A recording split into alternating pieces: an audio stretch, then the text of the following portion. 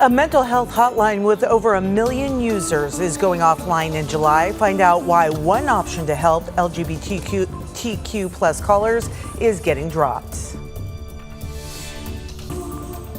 The weather is not following suit. We are tracking a big time cool down and where the rain showers are at today. And the Decker Sisters Memorial Service is tonight. Find out how the community plans to honor the girls.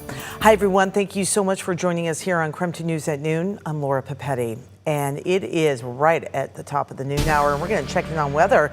Thomas Patrick, you are indoors, which is unusual at the noon hour. So give me the scoop. Is that because it's raining, windy, both? Well, I would be out there. The honest result there is we've got some technical difficulties outside. Not to worry, though. I want to be out there. But if you are going outside, realize it's a little bit of a cooler summer day for us here locally. A lot of cloud cover overhead to contend with is having a big result in that. Some of you may even be experiencing some rainfall as of this hour. So let's jump into Doppler radar. We got some sprinkles at about 10 a.m. here in Spokane. Just enough to dot the windshield of my car, but not really enough to keep the ground very much wet. And it's just kind of back to overcast skies. But check out the Silver Valley region, like Shoshone County to Lookout Pass. Road conditions along I-90 very much are wet in that region of the inland northwest. Meanwhile, to the north, notice how there are a couple spotty thunderstorms over the far northern Cascades. Doesn't look like that's hitting any cities specifically, but a lot of terrain and mountain-driven action as of the noon hour. Obviously, quite a bit cooler over the whole northwest quadrant of the U.S. compared to most everywhere else. In fact, there will be record highs for areas in Colorado, Nebraska, and South Dakota, but we are on the opposite end of that scale. The weekend is looking almost downright cold. As for those rain chances, they'll be pretty meager, but I'll have the latest time frame of when that is going to be most likely for us. So we'll have a complete detailed look at this weekend forecast coming up. It is going to be an emotional day in Wenatchee as the community who loved Peyton, Evelyn, and Olivia Decker are coming together to honor their lives. A public memorial will be held for the girls tonight, and their father, Travis Decker, is charged with killing them. He does remain at large as of this afternoon, with searches going on in the mountains of Chelan and Kittitas counties.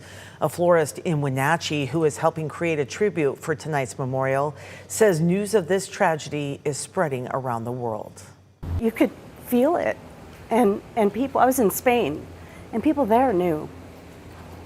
Yeah, I mean, they knew about it. The Decker girls' grandfather, their dance teacher, and along with family and friends will be speaking at tonight's service. And you can watch the memorial. That'll be on KREM 2 Plus tonight. It will be at 7 o'clock this evening at Rocky Reach Park in Wenatchee. Organizers are asking people to wear purple, pink, or green to honor the girls. It is just a few minutes past noon right now. It has been 2 years since 2 people were killed at the Beyond Wonderland concert at the Gorge.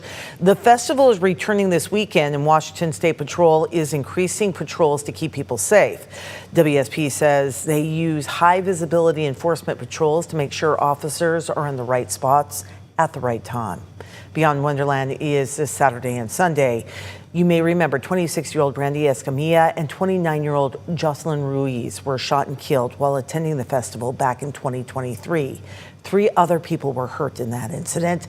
James Kelly is the man charged with the shooting, and he is scheduled to go to trial coming up in July.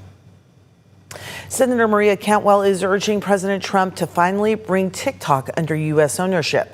Yesterday, President Trump announcing a 3rd extension for TikTok's parent company, ByteDance, to find an American owner. In her speech on the Senate floor, she asked that the president follow the law as passed by Congress so that, quote, Americans' enemies will no longer be able to weaponize TikTok to spread their propaganda. This is coming up in less than a month. A mental health hotline for gay, trans, and queer youth will go offline. The Trump administration made the change. It is known as the Press 3 option. So it connects LGBTQ plus youth to specialized counselors and crisis resources. More than 1 million calls, texts, and chats have come through that since 2022. A group called the Trevor Project is planning to ask Congress to reverse that decision. And many Americans have been waiting for if and when the United States will get involved in the Israel-Iran conflict. President Trump says he will make a decision in 2 weeks, trying to give diplomacy a chance first. Iran's foreign minister said that though the U.S. has sent messages calling for negotiations, Tehran refuses to negotiate until Israel's aggression stops.